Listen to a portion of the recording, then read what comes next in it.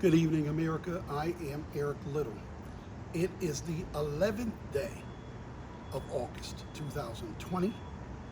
There are 84 days, exactly 12 weeks to the election. It's National Presidential Joke Day. Of course, that's every day around here. I'm near my home in Southern California this evening, and this is the plain truth.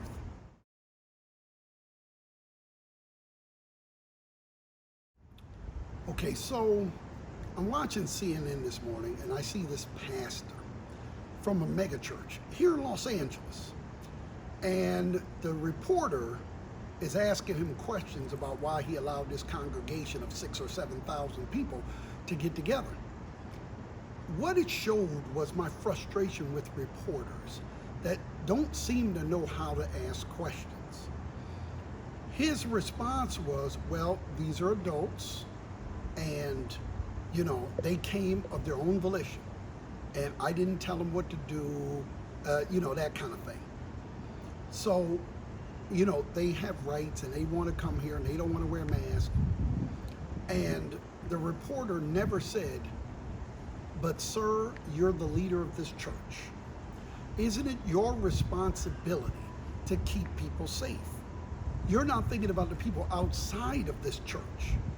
You have a right to do anything you want, but the problem is you don't have a right to infect me. You can go to anything you want. I'm gonna go to church, I need to be with my people, but the problem is the virus doesn't know to stay outside the church. It doesn't see a door and say, oh, it's a church, we're gonna stay outside. It doesn't know that.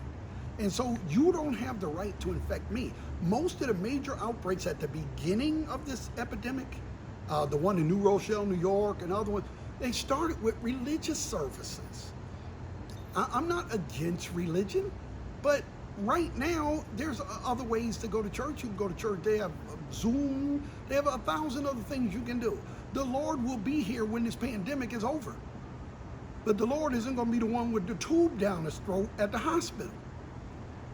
You don't have the right to infect me. I don't care what you say. You can live by a higher law, but in this world, you infecting me is not your right.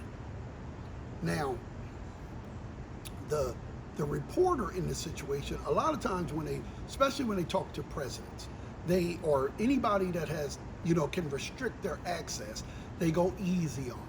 Or they're afraid that if they ask the tough question, they won't be invited back, or they won't get to ask any more questions. That's cowardice. There's no reason as a reporter not to ask the tough questions. If you saw my show yesterday, you saw me talk about these fake executive orders. But that was after the newspapers put out headlines like, Trump signs executive order to add $400 to your unemployment. Most people are going to read that and think they're going to get $400 more in unemployment. They don't read the next day in small print on page 17, well, that's not really what this is, and we can't really say when you're going to get it. And most people don't read that far. They read the headline. And it's your responsibility to make sure that those headlines are accurate. I watched this comedian over the weekend. His name is Hasan Minhaj, and I apologize if I messed his name up. He was on this show with AOC and with Megan Rapaport, the soccer star. And they were talking about why this country is having such a hard time with this epidemic and other things. And he made the point that we are the richest country in the world, one of the richest countries in the world. And we have awesome stuff, right? We got 17 kinds of honey bunches of oats. But then you go into an emergency room and it looks like a war zone, right? We got all this awesome stuff. We got Netflix, we got all the cable TV, we got all these different things, Zoom and all these great things. But then you go into a school and you're like, this school, why do I feel like I need to sponsor these kids? We have the money we need. We're just not spending it correctly.